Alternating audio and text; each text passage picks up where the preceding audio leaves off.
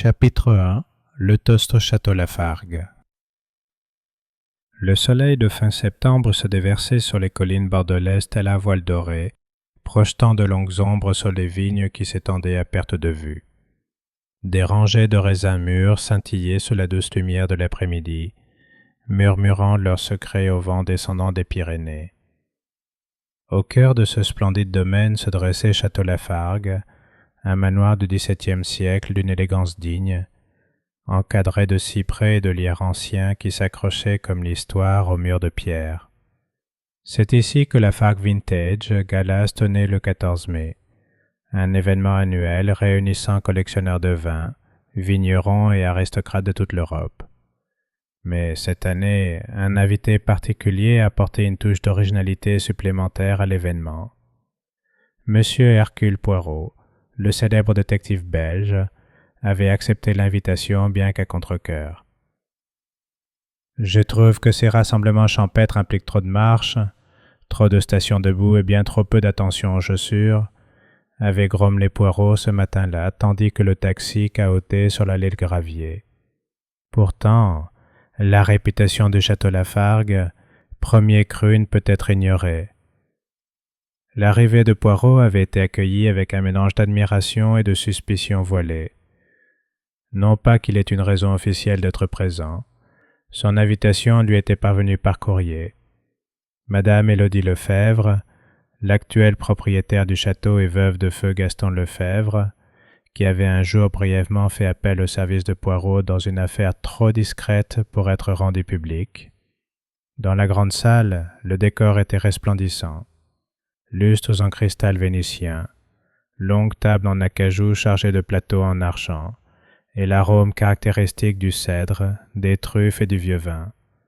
Des serveurs en uniformes impeccables s'agitaient, portant des verres de Lafargue 1899, le millésime légendaire du domaine, si rare que même les collectionneurs chevronnés y faisaient allusion à voix basse. Les invités se mêlaient, leurs voix bourdonnant comme des abeilles autour d'un rosier. Parmi eux se trouvaient quelques personnalités remarquables. Philippe Lefebvre, le fils unique d'Élodie, un jeune homme grand et tendu, aux pommettes saillantes et à l'énergie nerveuse qui perturbait l'air qui l'entourait. Colonel Archibald Godwin, retraité de l'armée britannique, avec une voix tonitruante, un visage écarlate et une moustache qui ferait même lever un sourcil à Poirot. Odette Roux, un critique de vin remarquable pour le vin moderne, connu également pour ses critiques caustiques et son charme dévastateur. Georges Marin, comporté comme si le monde lui devait quelque chose. Et bien sûr, il y avait Élodie Lefebvre elle-même, une femme d'une 50aine d'années, élégante comme un cygne, avec ses cheveux argentés coiffés en chignon et sa voix douce comme la lavande. Elle se tenait au fond de la salle, près d'un haut piédestal sur lequel reposait une bouteille ouverte du célèbre Lafargue 1899. « Mesdames et messieurs, lança Élodie d'une voix douce, mais ferme, imposant un silence instantané. Avant de servir le dîner, nous portons traditionnellement un toast à la terre, à la vigne et à la mémoire de mon mari Gaston. Les verres furent levés, le vin brillait d'un rouge grenat intense à la lueur des bougies. « À Gaston !» répondirent-ils en écho, mais pas tous avec la même sincérité. Poirot leva son verre, même s'il but peu.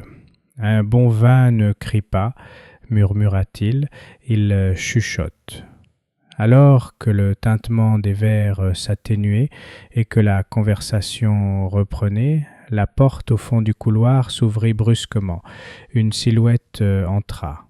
Inspecteur Claude Ménard de la police de Bordeaux. Sa présence était non seulement inattendue mais totalement indésirable et son expression sévère a provoqué une pause chez plusieurs invités au milieu d'une bouchée ou d'une phrase. Il s'avança vers Élodie, une excuse aux lèvres et un télégramme plié à la main. Madame Lefebvre, pardonnez-moi, je dois vous parler en privé immédiatement. Ils disparurent tous deux dans le salon, les invités chuchotaient derrière leurs mains gantées et leurs délicats éventails, jetant des coups d'œil furtifs à la porte comme s'ils s'attendaient à la voir s'ouvrir à nouveau. Le verre de Philippe Lefebvre tremblait dans sa main. Odette Roux lança un regard noir à Poirot et murmura « Ce n'est pas une visite de police ordinaire, ça se sent dans l'air. » Poirot hocha lentement la tête. « Oui, mademoiselle, il fait frais dans cette pièce et ce n'est pas la brise d'automne. » Quelques minutes plus tard, Élodie réapparut dans le hall, le visage aussi pâle que les assiettes en porcelaine posées sur la table. Elle sonna la petite clochette argentée à côté d'elle. « Mes amis, commença-t-elle d'une voix à peine audible, je suis vraiment désolée, je dois vous demander à tous de rester au château pour la soirée. Il s'est passé quelque chose de grave. » Il y eut une inspiration collective. Quelqu'un halta, le colonel Godwin laissa tomber sa... Dessous l'ancienne cave en pierre sous le château Lafargue était un lieu d'ombre et de silence. Autrefois, c'était le cœur du domaine, un refuge frais où le vin vieillissait lentement en feu, bercé par les senteurs terreuses du chêne et des tentes. Mais cette nuit-là, sous la lumière vacillante des lampes à l'huile et les regards glaciaux de l'inspecteur Claude Ménard, elle était devenue tout autre chose, une scène de crime. Poirot descendit l'étroit escalier en colimaçon d'un pas mesuré. Il était entouré de l'inspecteur et d'un jeune gendarme nerveux nommé Delacroix, dont les bottes raclaient bruyamment la pierre.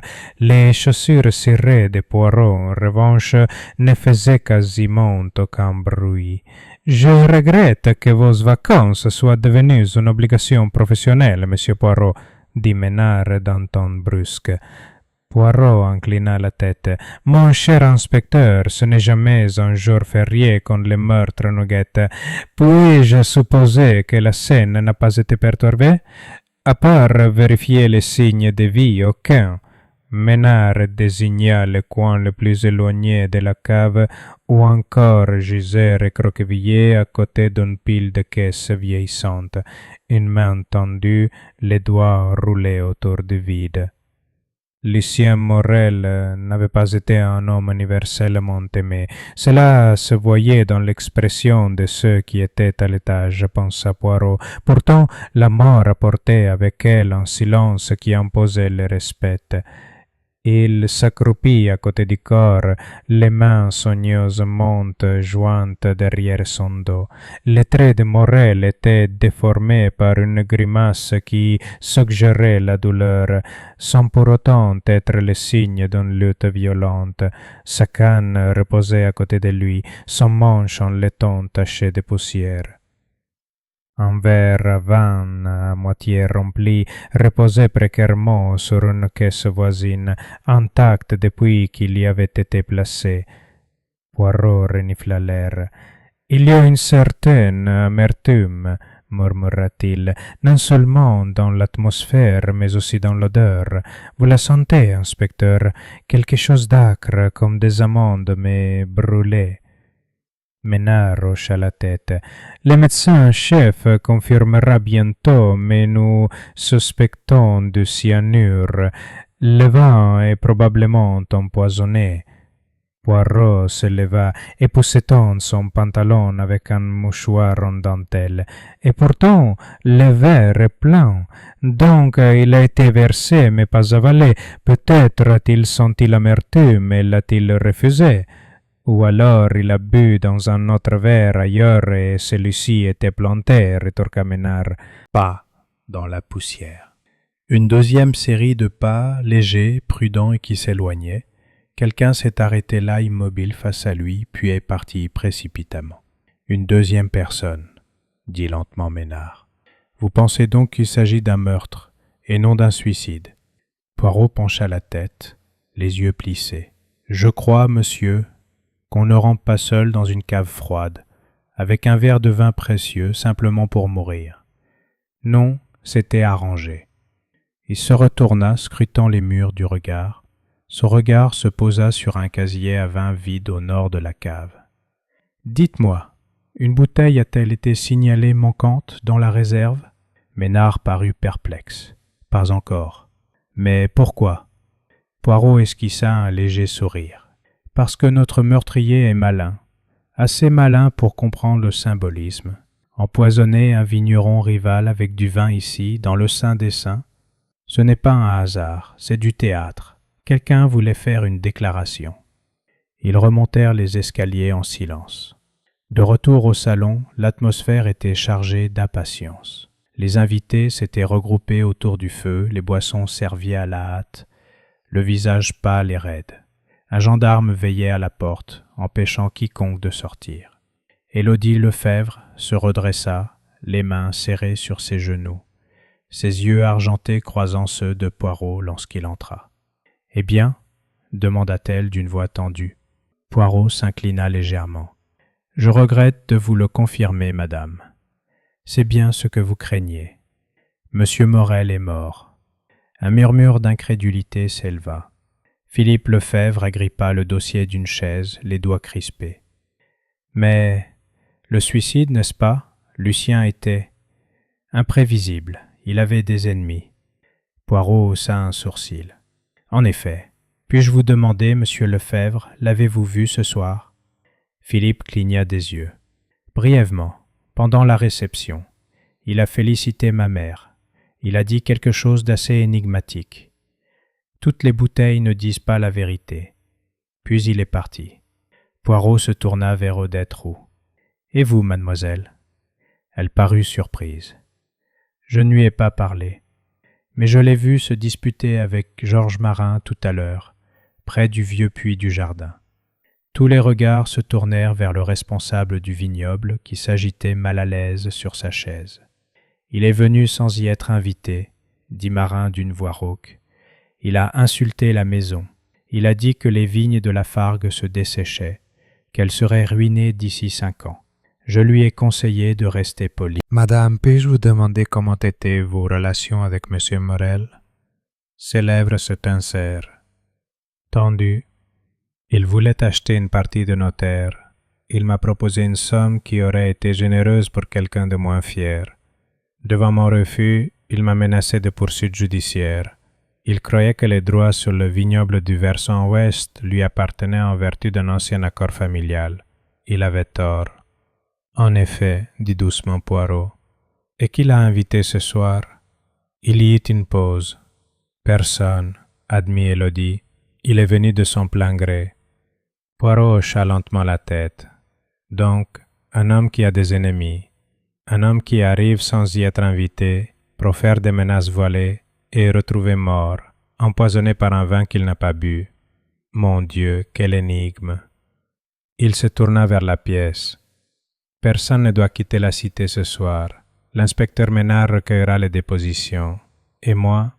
Il jeta un coup d'œil vers le couloir où une horloge de grand-père faisait tic-tac solennellement. « Je vais me promener dans le vignoble pendant que l'odeur du meurtre s'accroche encore aux vignes. » Chapitre 3. Parmi les vignes.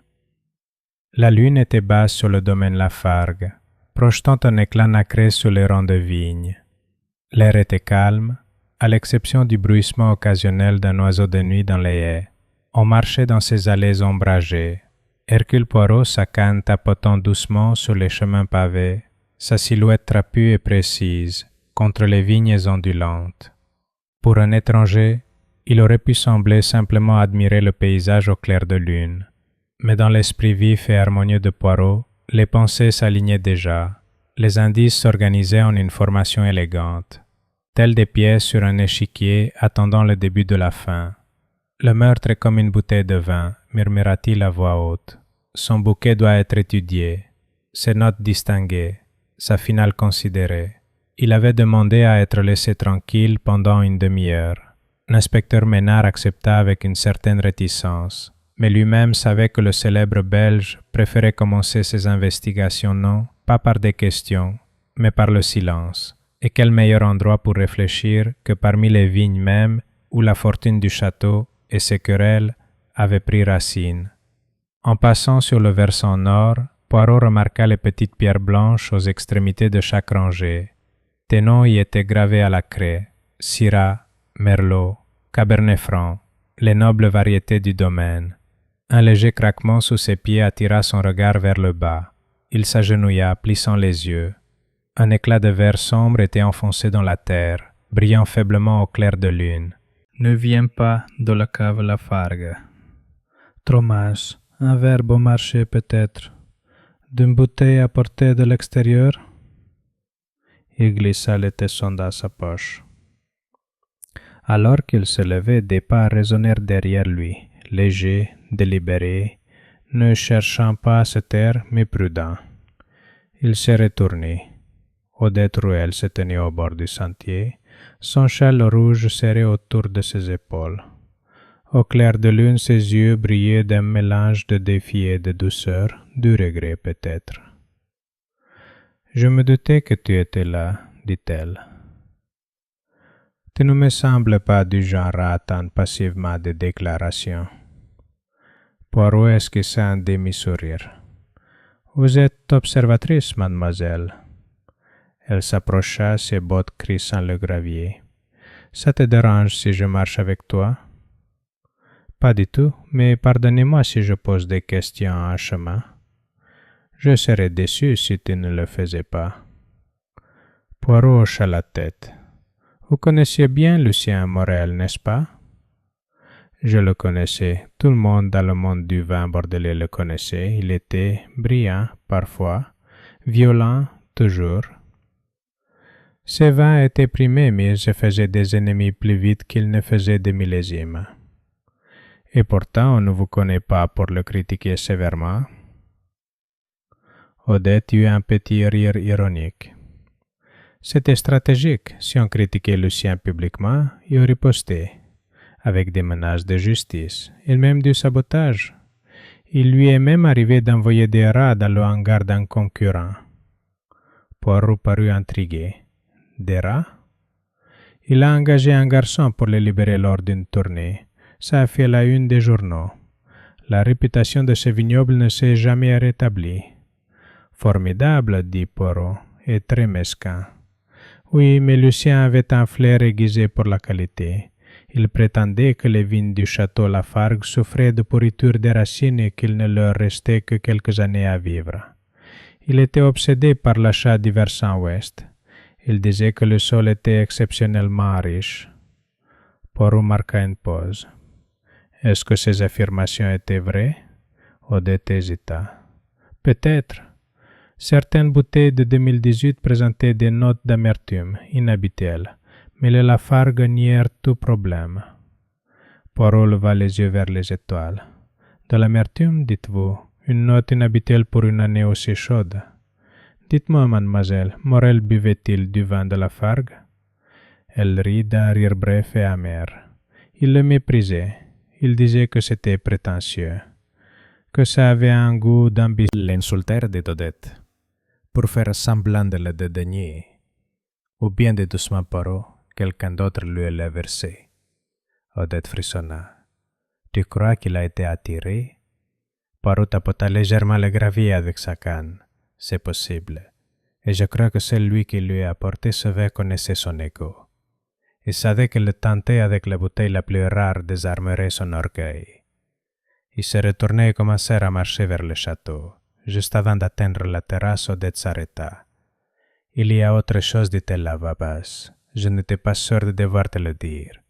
Mais bien sûr, you must, Poirot said gently. J'ai vu Philippe, le fils de Lodi, quitter la cave plus tôt dans la soirée, peut-être une heure avant la découverte du corps. Il avait l'air secoué. Je lui ai demandé ce qu'il faisait là-bas et il a marmonné quelque chose comme vérification d'inventaire, mais ses mains tremblaient. L'expression Poirot ne changea pas. Et vous n'avez pas dit ça à la police. Je le voulais, mais si ce n'était rien, je ne voulais pas faire de scandale. Poirot hocha lentement la tête. Mademoiselle, le métier de meurtrier consiste à dévoiler tous les scandales petits et grands. Merci. Il s'inclina. Elle disparut à l'intérieur. Poirot resta un instant sur la terrasse, seul dans le silence froid de minuit. Au loin, les vignes bruissaient comme si elles murmuraient leurs propres secrets.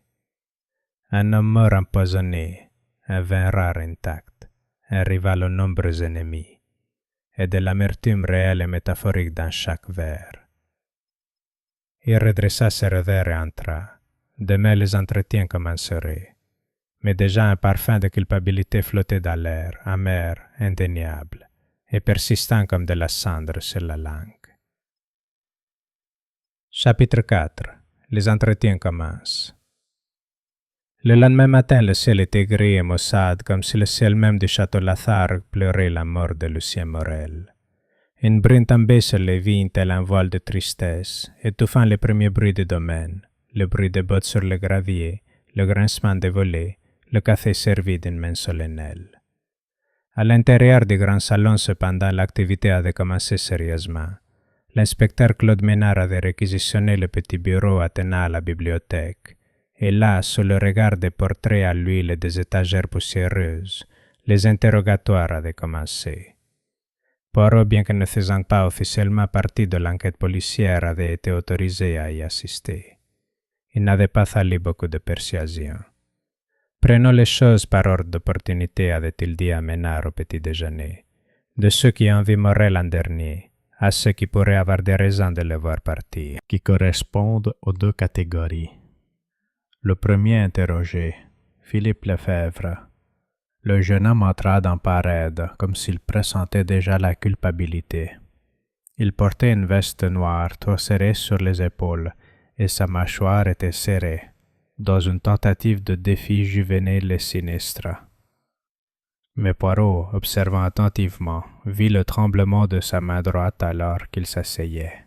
« Philippe, commença Ménard, non sans gentillesse, pouvez-vous nous dire où vous étiez hier soir entre le dîner et la découverte du corps? »« Je marchais, » répondit Philippe, « dans le verger, près des ruines de la chapelle. »« Seul? » ?»« Oui. » « Personne ne peut le confirmer. » Philippe secoua la tête.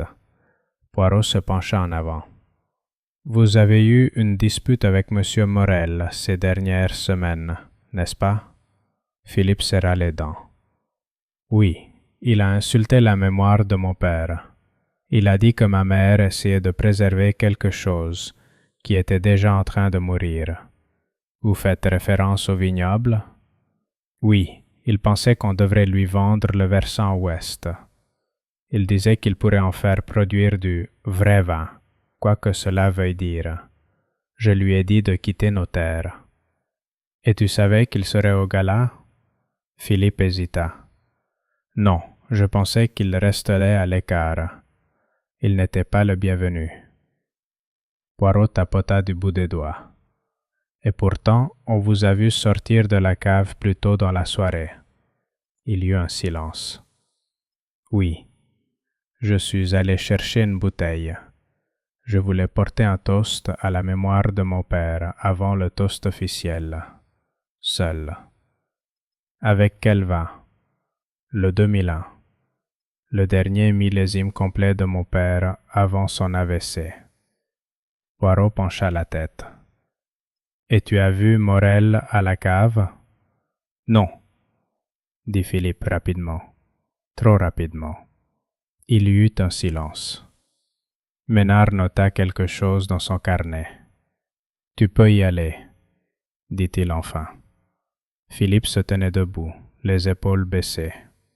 Poirot le suivit du regard, tandis qu'il partait. Suivant. Georges Marin, le chef de vignoble Marin, entra comme un homme habitué à affronter les tempêtes. Le dos voûté et des traces de boue sur ses bottes, mais le regard clair. Il retira respectueusement sa casquette et s'assit, les deux mains posées sur ses genoux. « Marin, » dit Ménard, « tu as discuté avec Morel hier? »« Oui, il racontait des saletés sur les vignes. Il disait qu'elles mouraient. Il aimait bien les presses étouffées. » Poirot demanda doucement. « Et la cave? » Étais-tu descendu récemment? Le regard de Marin se détourna. Pas depuis ce matin. J'ai fait l'inventaire avant le gala. Tout était en place à ce moment-là. Tout? Demanda Poirot. Aucune bouteille manquante? Aucun mouvement inhabituel? Non, dit Marin catégoriquement. Vous en êtes certain? La voix de Poirot était douce, mais perçante. Marin marqua une pause. Eh bien, le casier contenant le vieux Lafargue, 1899, était entrouvert, mais je croyais que quelqu'un en avait pris un pour le toast. Merci, dit Poirot. Vous pouvez y aller. Alors que Marin sortait, Poirot se pencha vers Ménard. Il a menti à propos de la bouteille, mais pas sur l'endroit où il a été vu. Curieux. Ensuite est venue Odette Roux. Elle entra, sereine, son carnet encore à la main depuis les premières heures du matin, où on l'avait vue prendre des notes dans le jardin. Elle s'installa comme une invitée de salon, et non comme une suspecte de meurtre. « Vos observations, mademoiselle, commença Poirot, sont souvent plus perspicaces que la vérité. J'espère que vous me permettrez quelques questions directes. » Elle esquissa un petit sourire. « Bien sûr.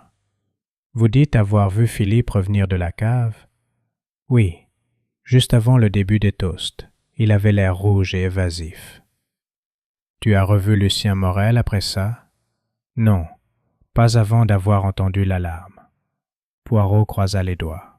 « Mademoiselle, vous êtes critique. De vin, certes, mais aussi de personnes. Dites-moi, lequel des invités d'hier soir a le plus détesté Morel? » Odette did not hesitate. « Élodie Lefebvre. » Poirot haussa un sourcil. « Pas Philippe? » Philippe lui en voulait. Élodie le méprisait. Pourquoi? Parce que Morel avait raison. Les vignes sont en train de dépérir. Et Élodie a tout misé pour le cacher. Les yeux de Poirot brillaient. Et voilà. Merci, mademoiselle. La matriarche du château Lafargue entra avec l'assurance d'une femme ayant survécu au scandale, aux chagrins et aux mauvaises récoltes. Ses boucles d'oreilles en perles tremblaient à peine lorsqu'elle prit place. « Madame Lefebvre, dit Poirot en se levant en entrant, pardonnez la brutalité de la situation. Vous êtes pardonné, monsieur Poirot, mais vous ne me trouverez pas coupable. On verra bien. Puis-je vous demander, pourquoi avez-vous laissé le millésime 1899 à la disposition du public? C'était sous clé, mais la cave est vieille, de Cruel. Je l'ai ignoré. Je n'avais aucune intention d'honorer sa présence. Et pourtant, il a réussi à obtenir un verre de 1899? Oui, dit-elle avec un calme absolu. Ce qui veut dire une chose, monsieur Poirot, on m'a volé. Et puis, on a assassiné un homme avec mon vin. Poirot inclina légèrement la tête. Merci, madame, ce sera tout. Une fois les entretiens terminés, Poirot et Ménard se tenaient seuls dans la pièce, des notes disposées entre eux comme des cartes dans la main d'un joueur. « Croyez-vous que c'est le fils » demanda Ménard. « Non, dit Poirot, il est stupide, émotif, mais pas rusé. Le tueur est malin, inspecteur, très malin. Il connaissait la valeur des apparences. Ils ont utilisé le Lafargue, 1899, comme un poignard dans un fourreau de velours. Et votre prochaine étape? Poirot sourit faiblement. J'aimerais examiner les chambres d'amis, surtout celle de monsieur Morel, et peut-être un mot discret à Lucette, la fille de cuisine. Souvent, c'est celui qui passe inaperçu qui voit le plus. Chapitre 5. Chuchotement dans la salle des domestiques. Les appartements des domestiques du château étaient situés au fond de l'aile ouest, de taille modeste mais propre et ordonnée. La lumière matinale filtrait à travers d'étroites fenêtres, capturant les particules de farine et de poussière en suspension dans l'air comme autant de secrets. Le tintement des tasses et le murmure des conversations de cuisine rendaient l'espace plus chaleureux que ne le laissaient supposer les murs de pierre. Lucette, la servante, se trouvait dans l'arrière-cuisine, les coudes noyés dans le savon et la vapeur lorsqu'Hercule Poirot arriva. Sa surprise était évidente, mais elle s'essuya aussitôt les mains, fit une révérence et attendit respectueusement. Poirot lui adressa un signe de tête courtois. « Mademoiselle Lucette, puis-je avoir 5 minutes de votre temps? Je vous assure, il ne s'agit pas de vaisselle. » Elle rougit légèrement. « Bien sûr, monsieur. » Il lui fit signe de se diriger vers le banc en bois près de l'âtre, et elle le suivit. Ses mains étaient encore rouges de l'eau chaude, et elle tordait nerveusement un coin de son tablier. Poirot était assis en face d'elle, le dos droit, les doigts légèrement croisés. « On m'a dit, commença-t-il doucement, que vous êtes passé par la salle de fermentation hier soir et que vous avez vu monsieur Marin. » Elle hocha la tête. « Oui, monsieur, juste avant le toast. J'étais allé chercher la poubelle de la cuisine dans le couloir. Il était là, seul, à remuer une des cuves. L'odeur, mon Dieu, j'ai dû me couvrir la bouche. Vous êtes tout à fait sûr de l'heure? Je veux bas ce soir-là? » Lucette hésita. « Eh bien, oui, maintenant que tu le dis. »« Allez-y, » incita Poirot. Elle jeta instinctivement un coup d'œil par-dessus son épaule puis se pencha légèrement. « J'ai vu Mademoiselle Roux, la dame critique. Elle était près de l'entrée de la cave, parlant à quelqu'un à voix très basse. »« Quelqu'un? Je ne voyais pas qui c'était. Le couloir tourne sous l'arche. Mais sa voix portée, aiguë et furieuse. Elle dit quelque chose comme « Tu le regretteras quand la bouteille se brisera. » Puis j'ai entendu des pas qui s'éloignaient rapidement. Les yeux de Poirot se rétrécirent. « Oh, la bouteille se brise. » Curieuse formulation. Et quelle heure était-il? Juste après 10 heures, je crois. Poirot se leva. « Lucette, vous avez été d'une grande aide. Une dernière chose. Vous souvenez-vous si du vin a été servi à Monsieur Morel? » Elle avait l'air perplexe. Il n'était pas sur le plan de table? Il n'avait pas sa place à la table principale? Mais je l'ai vu prendre un verre sur le buffet du hall. Poirot se retourna. « Merci. Cela pourrait s'avérer crucial. » En quittant la salle des domestiques, Poirot se rendit sans délai à la chambre d'amis de Morel. Une chambre d'angle au mobilier minimaliste, avec des poutres sombres et un plafond bas. L'air intérieur sentait légèrement le tabac et le liège. L'inspecteur Ménard était déjà là, fouillant les tiroirs du bureau. « Rien de particulier, » dit l'inspecteur d'un ton bourru. « Quelques reçus, une réservation d'hôtel pour un séjour à Paris la semaine prochaine. Étrange, non? Il avait des projets. » Poirot examina la valise près du lit. À l'intérieur se trouvaient des chemises soigneusement pliées, une bouteille de son propre vin et, curieusement, un mince carnet coincé entre 2 écharpes. Il le sortit et feuilleta soigneusement les pages d'une écriture serrée. Les sourcils de Poirot se haussèrent. « Eh bien, murmura-t-il.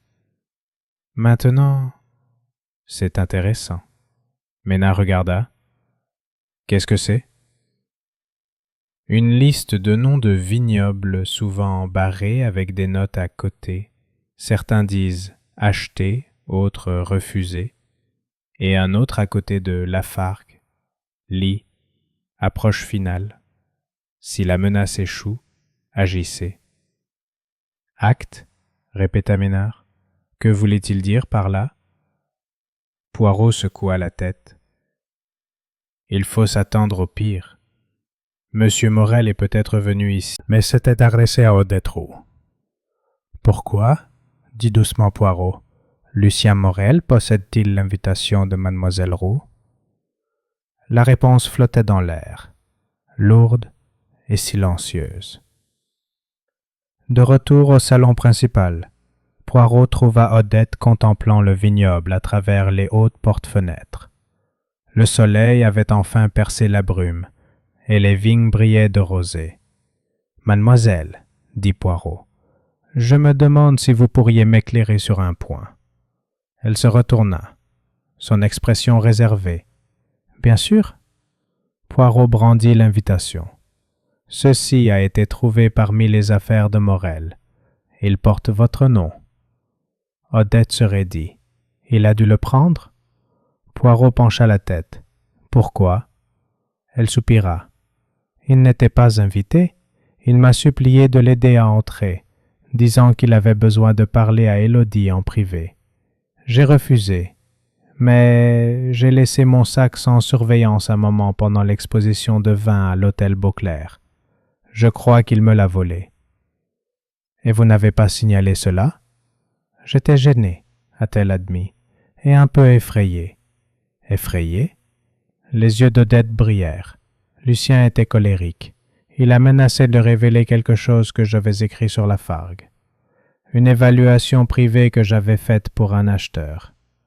Il a dû intercepter le rapport. Et c'était dommageable? Elle hésita. Oui, il y avait des signes de pourriture des racines, des signes de mauvais drainage. Si le document était tombé entre de mauvaises mains, il aurait pu dévaloriser le domaine du jour au lendemain. Poirot la regarda un long moment. « Alors vous aviez un mobile, mademoiselle ? » »« J'avais peur, dit-elle, mais je ne l'ai pas tué. » Poirot baissa la tête. « Merci pour votre honnêteté. » Alors qu'elle se retournait et s'éloignait, Poirot murmura pour lui-même. Quelqu'un avait un mobile suffisant pour tuer, mais pas seulement, accéder. Le verre empoisonné, le vol d'invitation, la porte de la cave entr'ouverte. C'est une danse, oui, mais qui mène? De retour dans sa chambre, Poirot a exposé les faits sur son bureau, chacun écrit soigneusement sur une fiche. Lucien Morel, sans y être invité, arrive avec l'intention de faire du chantage. Empoisonné, peut-être du cyanure, non bu. Des morceaux de verre ont été retrouvés près du corps. Lafargue 1899. Philippe, vu en train de quitter la cave, émotif, sans alibi. Marin, discutait avec la victime. Alibi, Lucette. Remarqué 1899. Fissure. La fin des matinées apporta un changement d'atmosphère au château Lafargue. La brume s'était dissipée, remplacée par une brise fraîche qui agitait les feuilles rouges et dorées des vignes. Mais à l'intérieur du château, la tension demeurait aussi intense que l'odeur de cirage et de fumée de pipe. Le petit déjeuner se prenait dans des coins tranquilles, les conversations se réduisant à des regards méfiants et à des murmures de demi-vérité. Hercule Poirot, cependant, n'était pas du genre à perdre une matinée. Il avait prévu de se rencontrer de Georges Marin, le chef de vignoble, dans les halles des archives, où des générations de dossiers méticuleux de Lefebvre ont été conservés. Rotation de barriques, journaux climatiques, rapports d'acidité et, plus important encore, évaluation des sols. C'est ici que Poirot pensait pouvoir trouver la clé des menaces de Morel, et peut-être même de sa mort. Les archives étaient conservées dans une pièce fraîche et étroite sous la bibliothèque, accessible par une porte si bien dissimulée dans des panneaux de chêne qu'on pouvait facilement la franchir 100 fois sans la remarquer. Poirot, bien sûr, la remarqua dès son premier passage. Marin arriva à l'heure, quoique à contre-cœur. Il avait l'air d'un homme qui n'appréciait pas les questions, surtout lorsqu'elles lui parvenaient avec des chaussures cirées et un esprit soupçonneux. « Vous vouliez les rapports sur les sols, monsieur ?» demanda-t-il. « Oui, dit Poirot d'un ton enjoué. « Des 5 dernières années, s'il vous plaît. Surtout le versant ouest. » Marin ouvrit un tiroir avec un grincement de vieux bois et en sortit un registre relié en cuir. Il le passa à Poirot, qui le posa soigneusement sur la table et commença à tourner les pages avec une précision délicate. Les relevés étaient d'une précision impressionnante. Précipitation, température, calendrier de fertilisation, santé des racines, taux de sucre à la récolte. Rien n'avait été négligé. Le regard de Poirot se déplaça rapidement, jusqu'à ce qu'une entrée attire son attention. Juin 2022. Versant ouest. Signe d'ancrage racinaire superficiel dans les parcelles 9A et 10C. Jaunissement des feuilles inférieures. L'échantillon initial indique Phytophthora cinnamomii.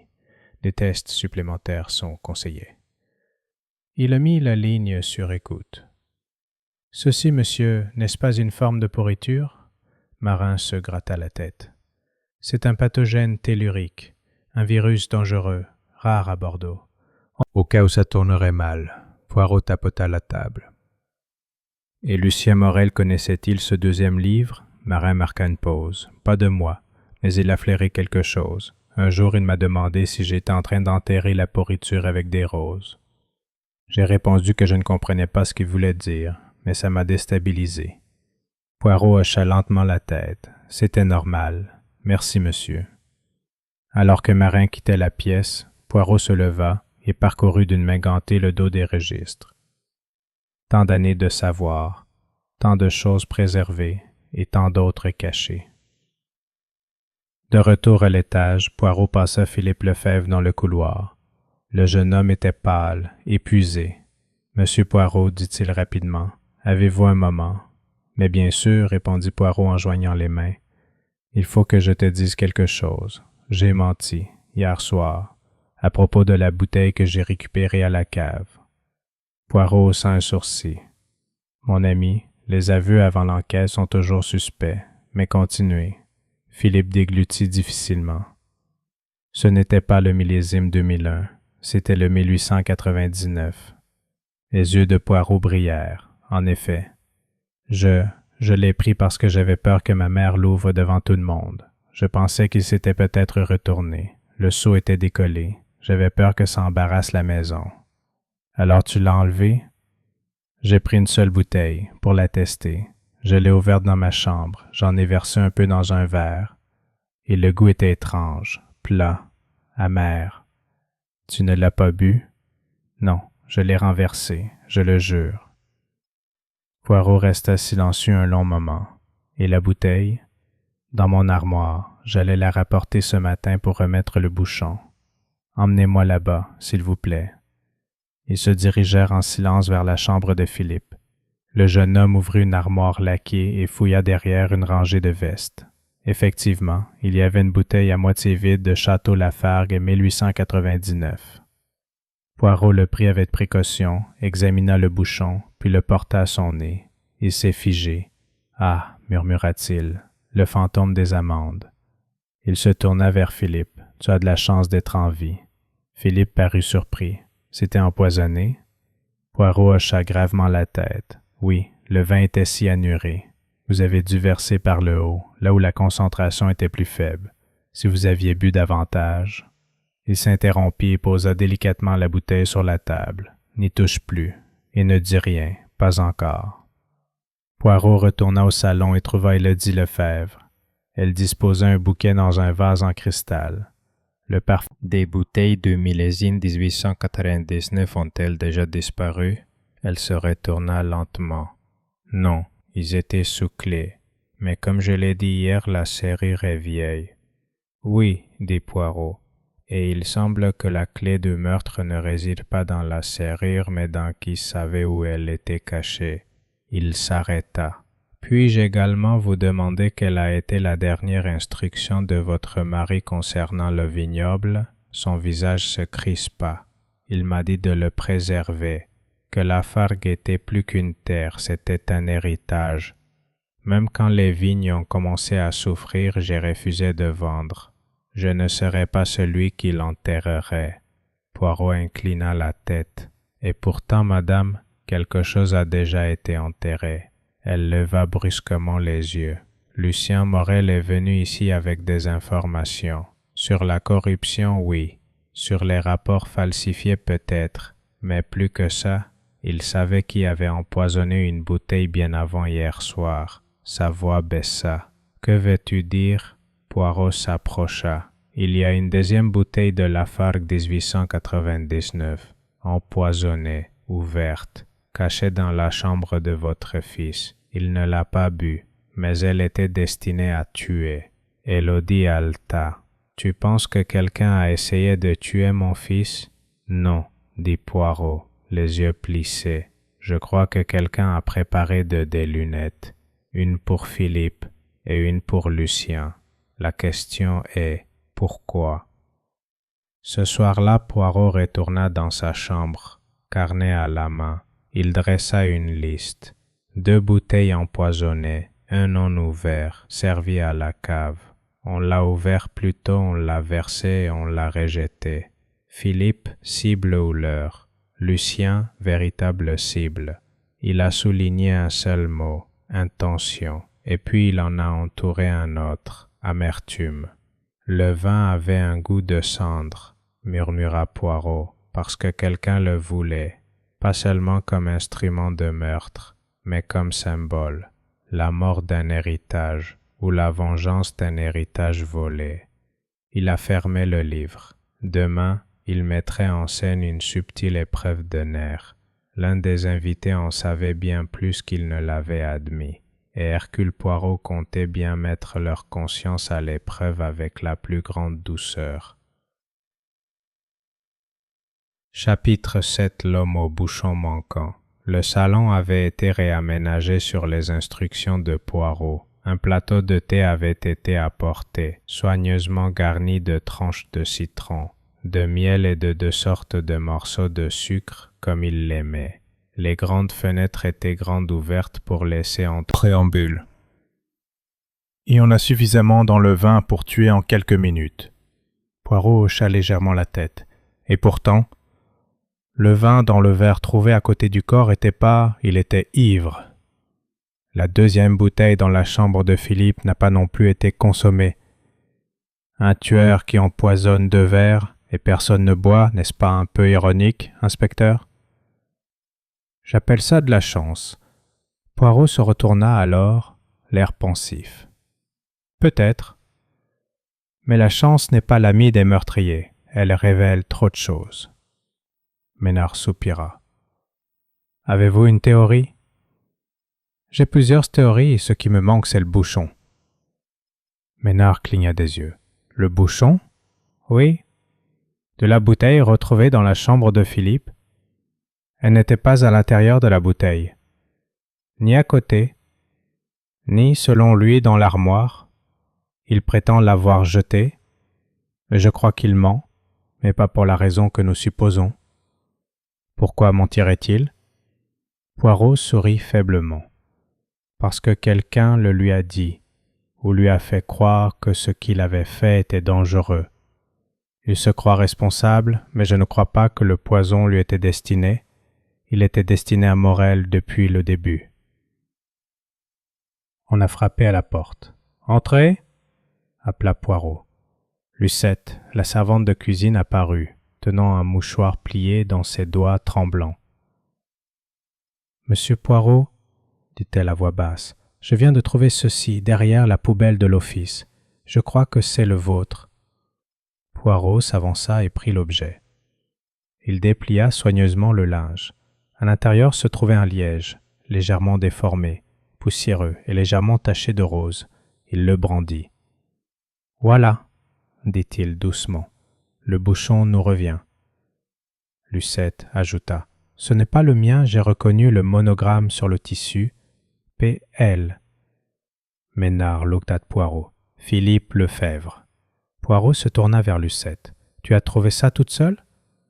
Elle parut hésitante. « Non, le garçon boucher m'a dit qu'il avait vu quelqu'un le déposer tard hier soir. Un homme, mince, manteau gris, venu du couloir de derrière. » Les yeux de Poirot brillèrent. « Merci, Lucette, tu as bien fait. » En partant, Ménard se leva. Ça pourrait être n'importe quel nombre d'invités. Georges Marin a un manteau gris, Godwin aussi, même Philippe. « Non, interrompit Poirot. Vous pensez en termes de vêtements, pas de psychologie. Qui reviendrait jeter un bouchon après le meurtre? Ni le jeune homme qui se croyait déjà en sécurité, ni le vigneron, Godwin. Le colonel, convoqué, arriva avec la réticence grommelante d'un homme qui sort d'un petit déjeuner tardif. Sa moustache se hérissait d'indignation avant même qu'il ne s'asseye. « Et maintenant ?» demanda-t-il. « J'ai fait ma déposition. Je le connaissais à peine. S'il vous plaît, dit Poirot avec un sourire, permettez-moi quelques éclaircissements. Vous dites que vous étiez à la bibliothèque presque toute la soirée? Oui. Je fais une sieste sur une chaise. Ma goutte est intolérable ces derniers temps. Et personne ne t'a vu? Probablement pas. Je n'étais pas vraiment de bonne compagnie. Le sourire de Poirot s'évanouit.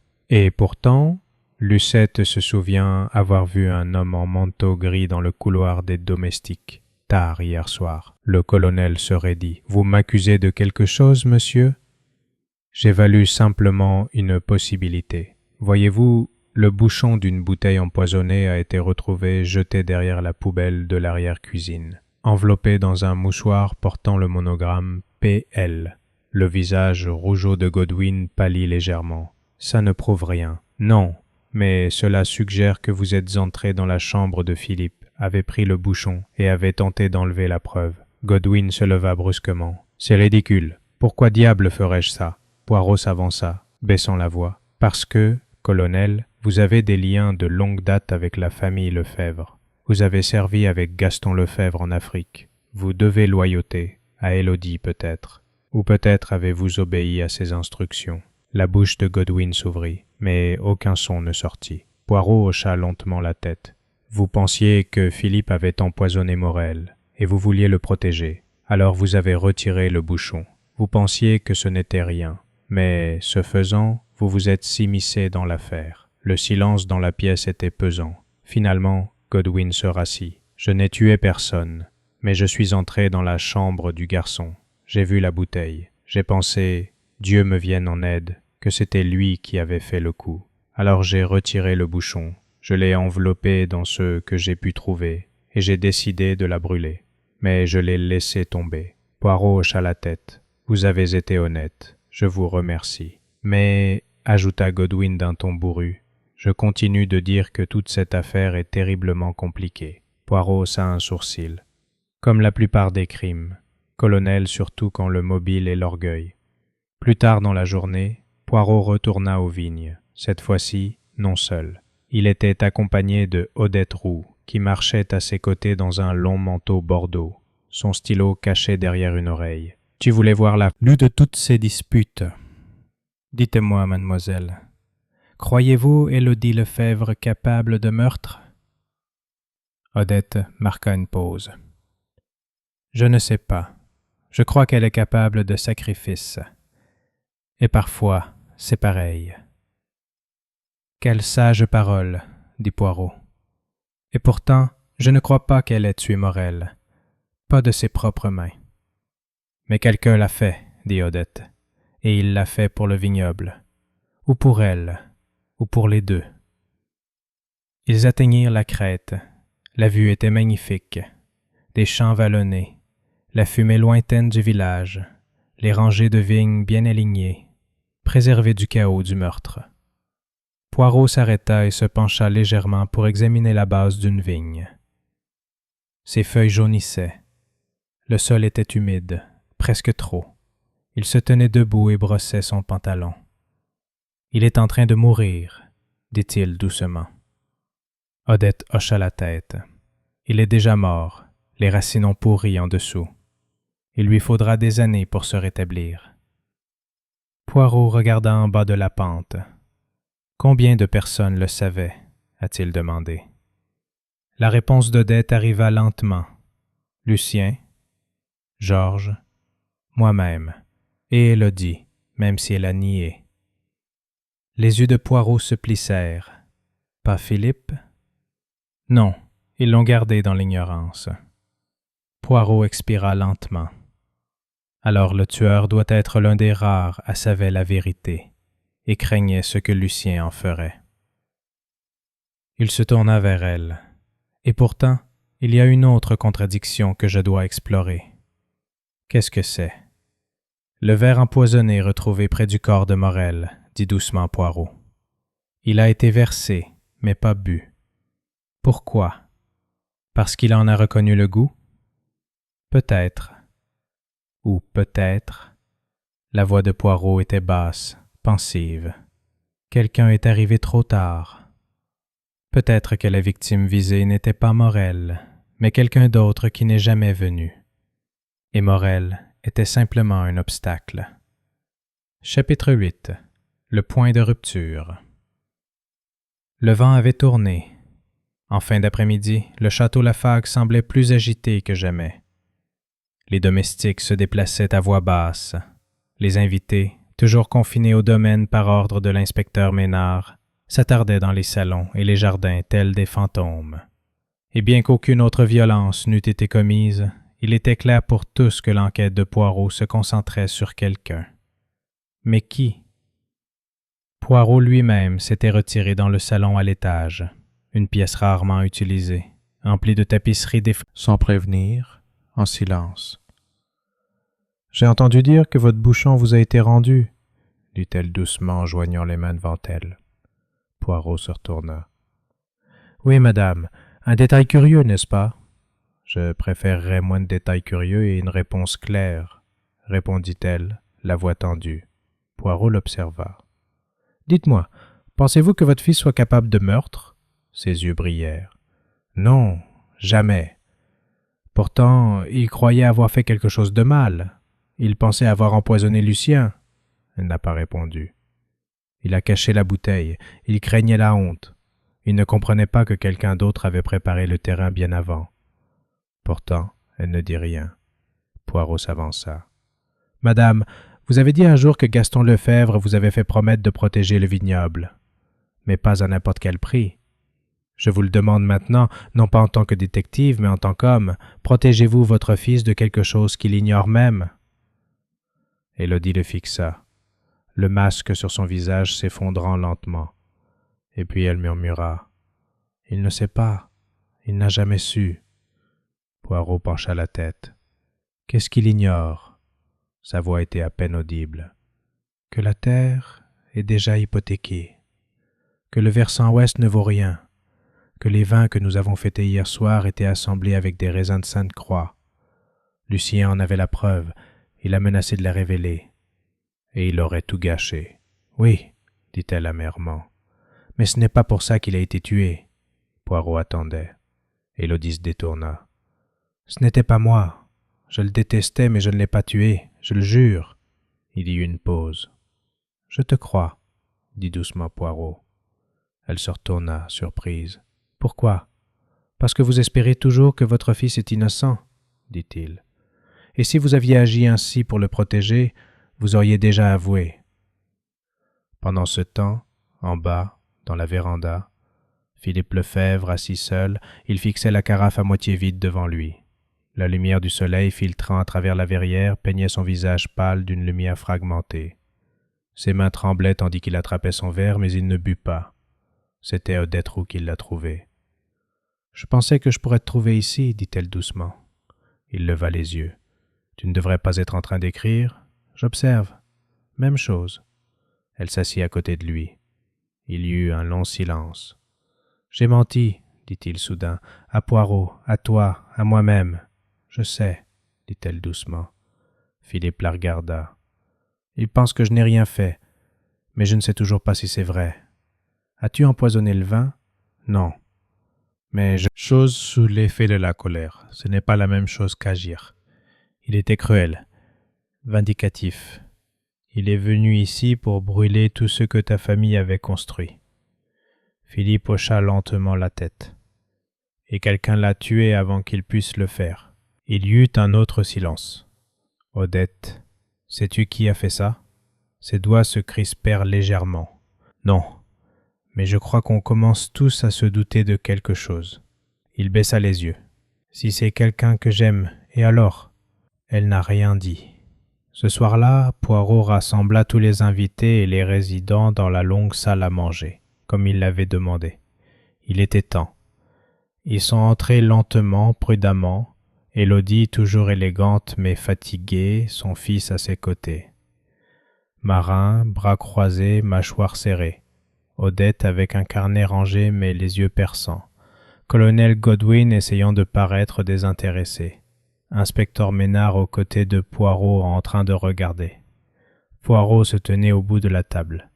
Il n'éleva pas la voix, il ne frappa pas de sa canne. Il a simplement parlé. « Mesdames et messieurs, dit-il, merci de vous joindre à moi, je serai bref. » Il a placé un bouchon sur la table. Ceci a été trouvé derrière la poubelle de l'arrière-cuisine. Il s'agissait d'une bouteille ouverte en secret et versée dans un verre destiné à faire du mal. Mais le verre n'a pas été bu par sa victime. Et c'est ainsi qu'un autre homme, Lucien Morel, est mort à sa place. Un bruissement se fit entendre parmi les invités. Tous les regards étaient rivés sur le petit objet banal devenu une preuve mortelle. Poirot poursuivit. Morel avait de nombreux ennemis. Il avait menacé le nom de Lefebvre, il avait révélé des secrets.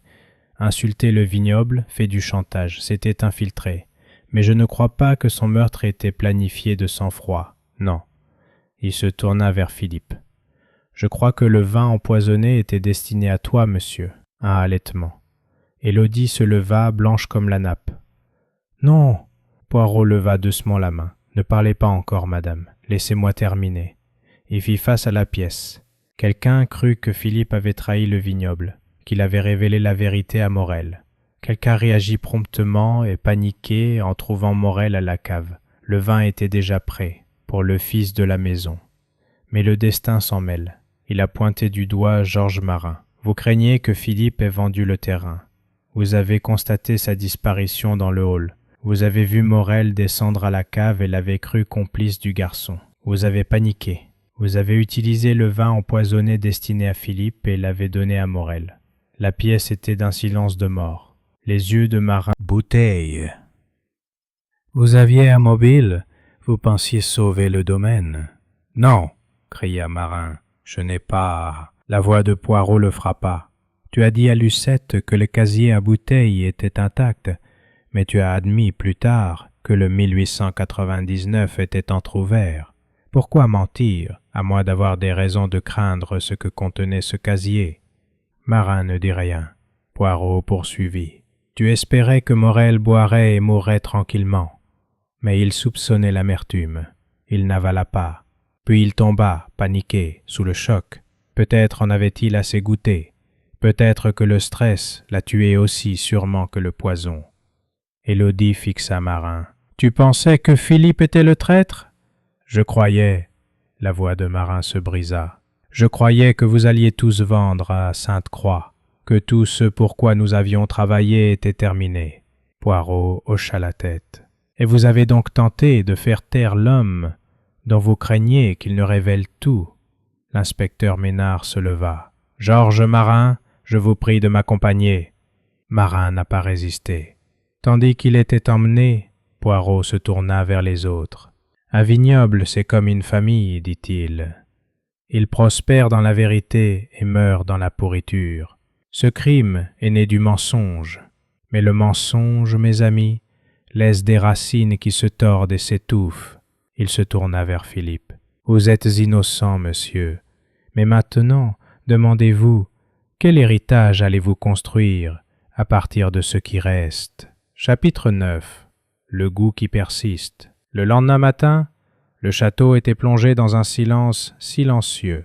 Aucune voiture ne vint, aucun domestique ne bavarda. Même les oiseaux dans les cyprès semblaient gazouiller avec plus de prudence. L'arrestation officielle de Georges Marin la veille au soir, la maisonnée avait été plongée dans une sorte de civilité engourdie. L'inspecteur Ménard était parti avant l'aube, promettant un rapport complet au magistrat local. Le scandale, disait-il, serait considérable. Poirot, cependant, n'était pas satisfait. Il était assis seul dans la bibliothèque, une délicate tasse de café noir amer en porcelaine posée à côté de lui intacte. Il fixait la cheminée éteinte, immobile, ses petites cellules grises à l'œuvre. L'affaire était classée. Marin avait avoué avoir trafiqué la bouteille. Ses empreintes digitales avaient été retrouvées sur le pied en verre. Le mobile était logique, tordu, mais logique, et pourtant. Quelque chose tiraillait l'esprit de Poirot, doucement mais insistant. Une note manquante dans la mélodie, une pointe d'amertume encore sur la langue. Philippe, à moitié ivre, non ouvert par lui. Taille numéro 2, trouvé, versé, pour, Morel, non bu. Philippe, anxieux, honteux, mais innocent. Élodie, déterminée à protéger son fils et le vignoble, mais aucune opportunité ne se présente. Odette Roux, effrayée, manipulée, mais perspicace. Colonel Godwin, loyal, interféré avec les preuves. Georges Marin, avoué. Poirot entoura la dernière carte. Il reprit le bouchon, le renifla et fronça les sourcils. « Il y a quelque chose qui cloche, » murmura-t-il.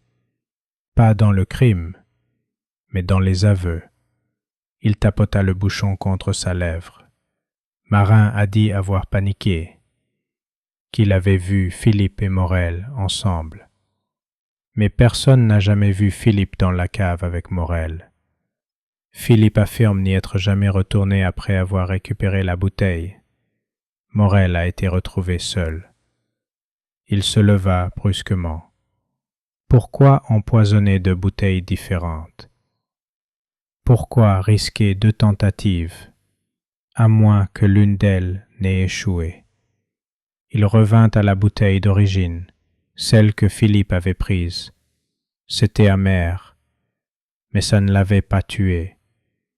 Pourquoi? Poirot se rendit au salon où les bouteilles non ouvertes de Château Lafargue, 1899, avaient été replacées dans leur armoire verrouillée après l'incident.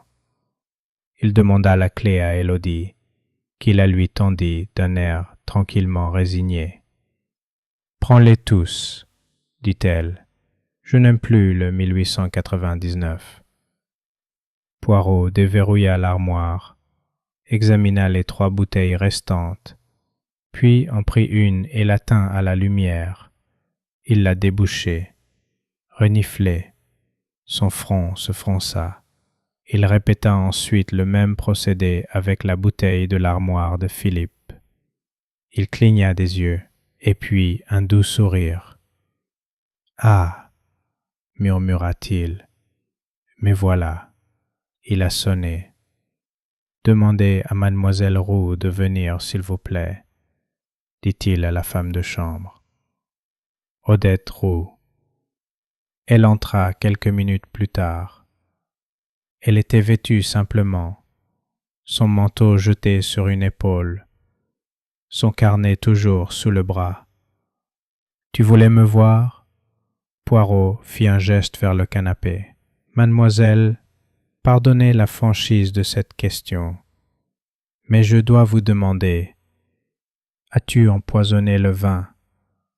Odette se figea. « Far n'était pas celle du millésime 1899. C'était une contrefaçon. Les verres, l'étiquette et les bouchons étaient similaires, mais le goût, trop acide, et le bouquet était anormal. » Il s'arrêta. « Voyez-vous, quelqu'un a versé le vin empoisonné dans une fausse bouteille. Puis il l'a placé dans l'armoire de Philippe. Ce n'était pas pour le tuer, mais pour le piéger. » Les mains d'Odette se mirent à trembler. « Je ne voulais tuer personne, » dit-elle doucement. « Je le jure. » Poirot attendait. Des larmes lui montèrent aux yeux. « Je voulais seulement qu'il se fasse prendre, qu'il soit blâmé. Lucien, il m'a menacé. Il a dit qu'il publierait mon rapport confidentiel sur Lafargue si je ne l'aidais pas à humilier les Lefebvre. Il voulait que je verse le vin dans la carafe de Philippe pour faire croire à un sabotage. J'ai refusé. Mais tu as gardé la bouteille? » Elle hocha la tête.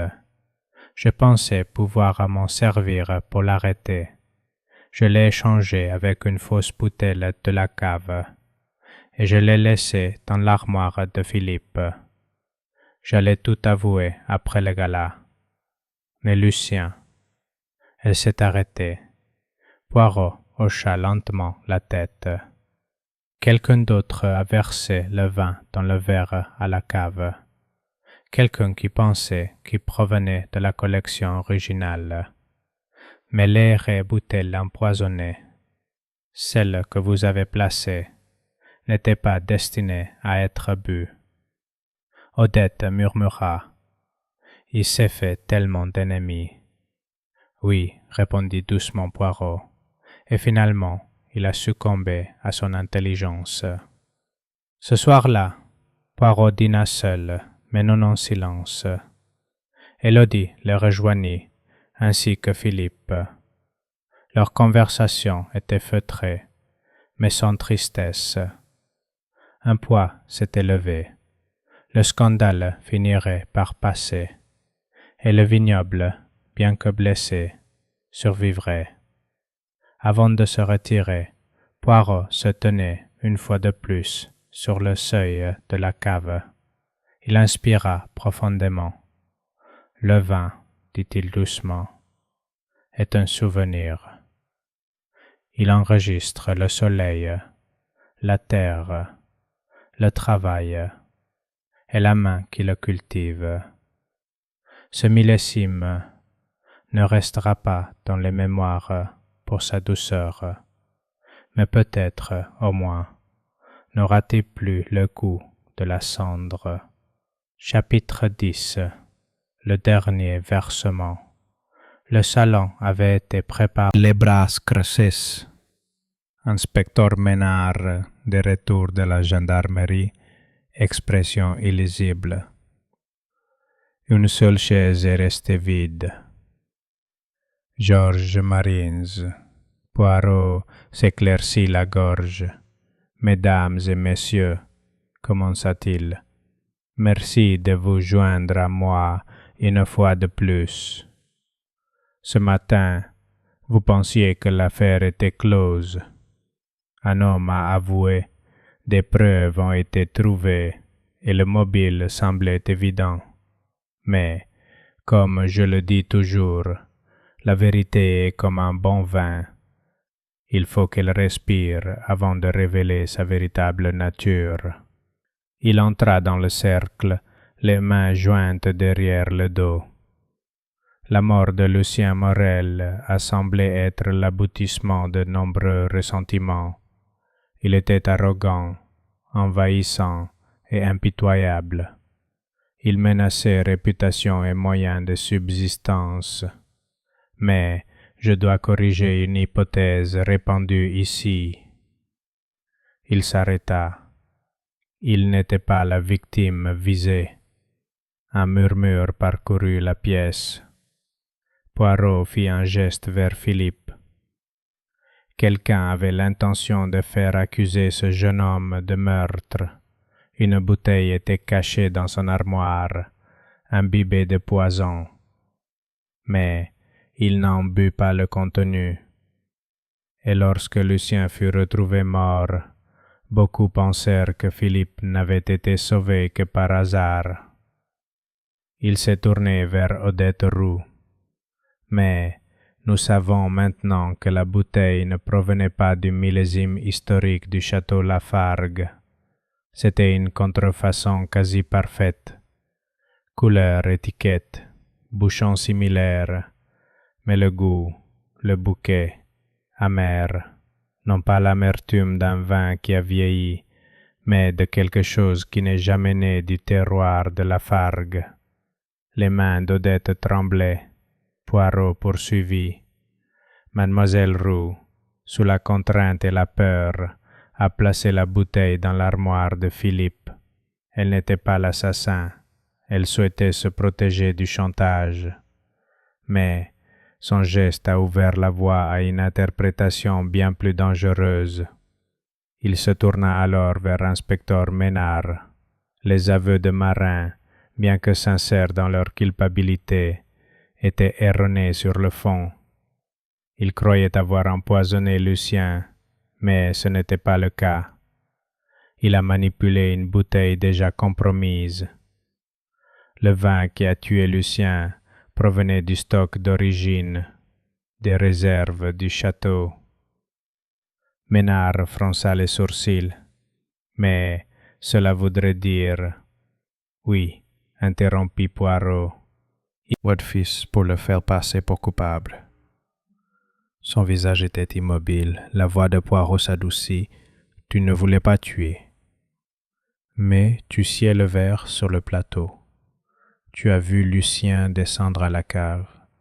Et dans un moment de fureur froide, tu as pris la deuxième bouteille empoisonnée, le véritable 1899, et tu l'as versée dans son verre, non pas parce qu'il t'avait menacé, mais parce qu'il avait menacé ton fils. Élodie resta parfaitement immobile, puis ses yeux baissèrent. « Oui, murmura-t-elle. » Philippe haleta. « Toi ?» Élodie se tourna vers lui, les yeux brillants. « Il allait te détruire, Philippe. Je savais qu'il avait intercepté ce faux rapport. Il avait insinué qu'il allait te dénoncer comme un conspirateur. Je me suis dit que s'il mourait avant, personne ne le croirait. Mais, mère, je voulais lui faire peur. Je ne savais pas qu'il mourrait si tôt. Je ne savais pas qu'il ne boirait pas. » Elle se tourna vers Poirot. Il a dû y goûter et s'effondrer. Peut-être de peur, peut-être juste assez pour lui abîmer le cœur. Poirot hocha lentement la tête.